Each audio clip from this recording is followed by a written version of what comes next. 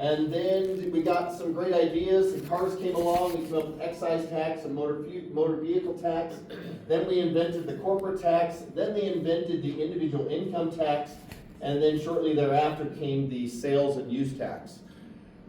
Interestingly, all of these were permitted by the Constitution. The voters actually voted for them to permit them, for the most part, as constitutional amendments. And it's just an interesting picture to see how it goes. And economists look at this and see Utah as a very well-taxed state. And by well-taxed, they don't mean overtaxed. Well, they're not talking about the amount. They're talking about that it's a diversified portfolio of taxes. Okay, that's just economists. They're not our friends all the time, but there you go. Next slide real quick.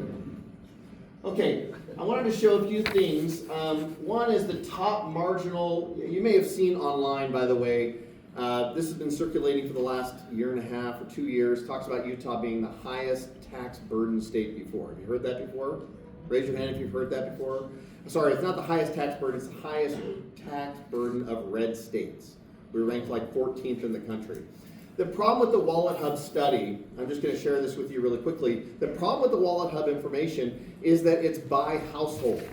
Utah leads the country in children, well, we're second place now, in people living in households under the age of 18 and in single income homes. So when you calculate it by household income, the distortion factor that shows Utah is doing poorly is the fact that we have a lot of kids and we've got stay-at-home, mother or father, okay? And some people think that's bad. And when you look at it, maybe, you agree with them, maybe not, but that's what's wrong with their data and the way they present it. Let me share with you some facts about where we are. If you take the marginal sales tax, marginal top level individual income tax, we are 29th in the country at 4.5. Next. We are 46th in the country as property tax as a percentage of owner-occupied housing value. So as a percentage of our homes, here's how much property tax we're paying. 46 means there's only 4 states that are better than us. Okay, so next. Okay, combined state average and local sales tax rates. If you take all the sales tax, we are the 20th in the state. So there are 19 worse than us, right? But this shows that Utah has been on a persistent shift away from income tax and even property taxes. You see with number 46, that we've been shifting away from those taxes and shifting towards consumptive-based taxes. We set the rate, but you choose how much you pay by how much you consume. Does that make sense? Okay, next up. So this is just a roll-up that shows our tax competitiveness compared to all other states and where it ranks and where we rank as a portion of all the income factors. Any questions about those?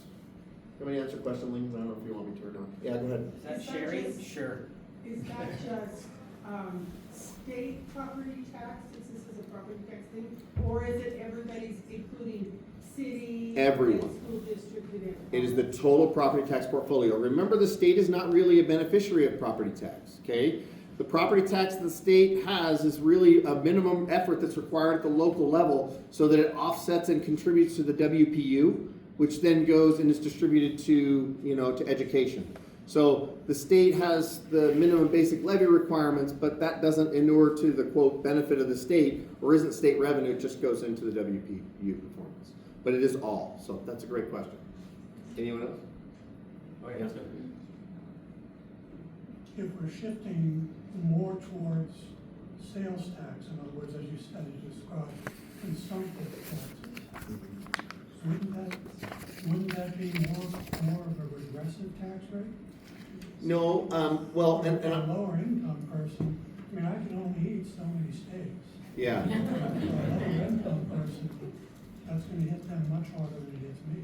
Well, and studies show that while that is the case, if you just take a look at percentage of income, what actually ends up happening is the wealthy end up buying more expensive food, and the more expensive foods offset that consumptive-based regressive nature.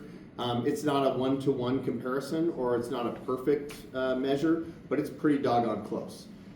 When the wealthy are eating a $100 steak every night versus, like me, I'm eating a Swanson's dinner in front of my TV, you got the idea. Let's hit this one and then we'll do questions. Yeah. Okay. Okay, next slide. No, go back. Go back. Yeah, that's the one you want. Oh yeah, thank you.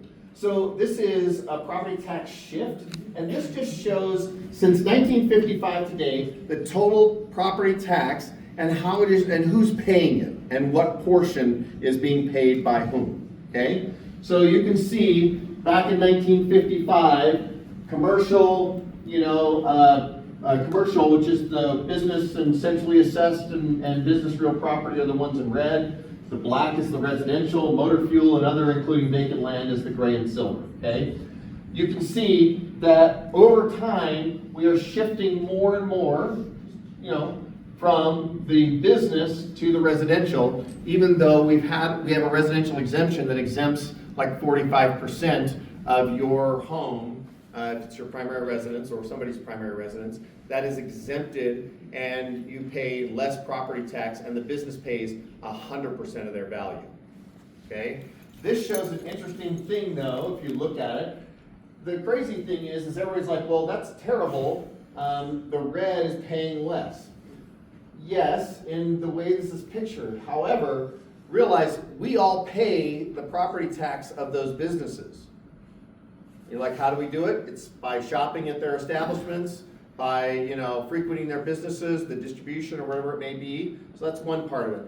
The other part that represents the shift is the fact that we're all shopping differently than we used to. Who bought things on Amazon this year for Christmas? All right, not you. Okay, great.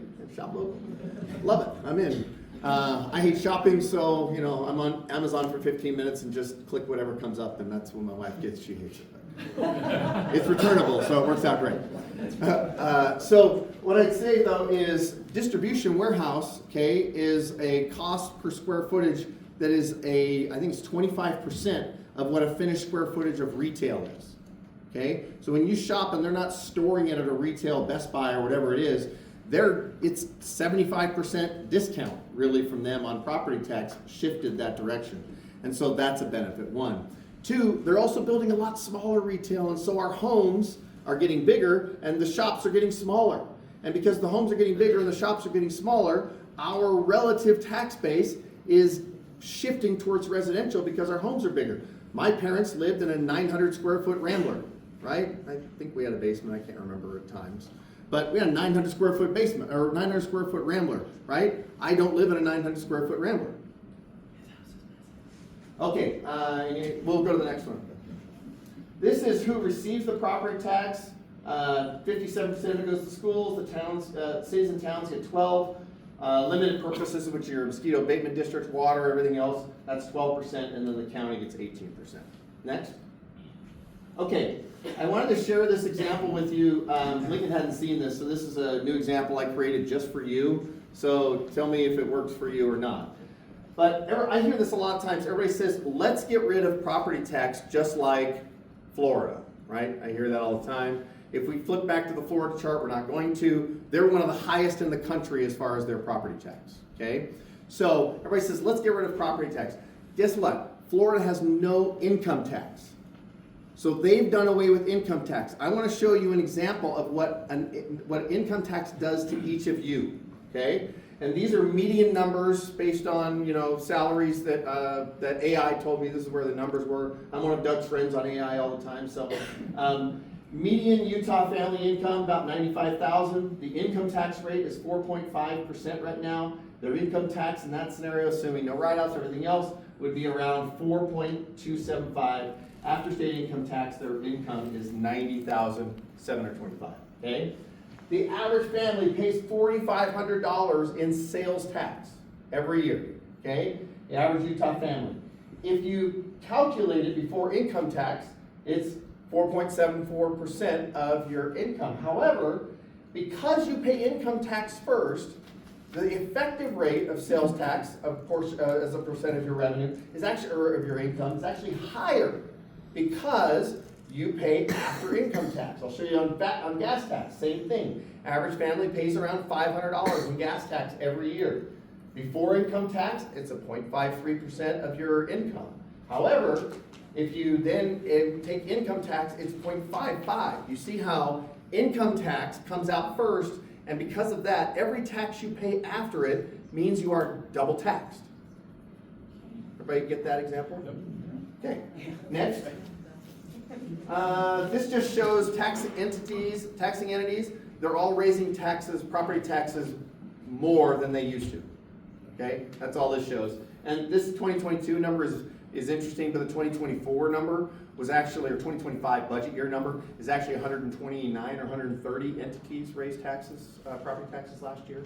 But property tax, they have to, in their opinions, to keep up with inflation. Can I use that as my springboard? Yeah. now? Okay, so. I don't think there's anything else after this, is there, Laura? Yeah, Okay. That's why I thought I was good for the springboard. just the first. So, my question for you is, there's going to be proposals this year in the legislature to cut income tax, to set income tax rates on a gradual rate of reduction based on state growth. You guys can come in. There's also going to be a proposal to shift property taxes away from residential and towards commercial. You saw that slide, right? The residential portion of property tax is as high as it has ever been, even though the rates between commercial and residential are the same. I'm not really familiar with a sales tax proposal, but there's also a proposal to shift gas tax away from Utahns and towards out-of-state purchasers, right? So this is my question for you. If we are going to take action on taxes, would you prefer to see a reduction in income tax rates, a shift in property tax? Remember, the state doesn't levy property tax, right? So there won't be a property tax cut unless your county or something cuts their rate. But a shift away from residences and towards businesses, or a reduction in your the retail gas tax, and in exchange, the proposal would be that there would be a wholesale gas tax on refined fuel that is sold out of state, with the idea that it would generate about the same amount of money. I'd love to hear your thoughts, and David, you were so fast, go ahead. Sorry, just real quick, do we have a surplus plan to afford tax cut? I don't know the answer to that question. I mean, yes.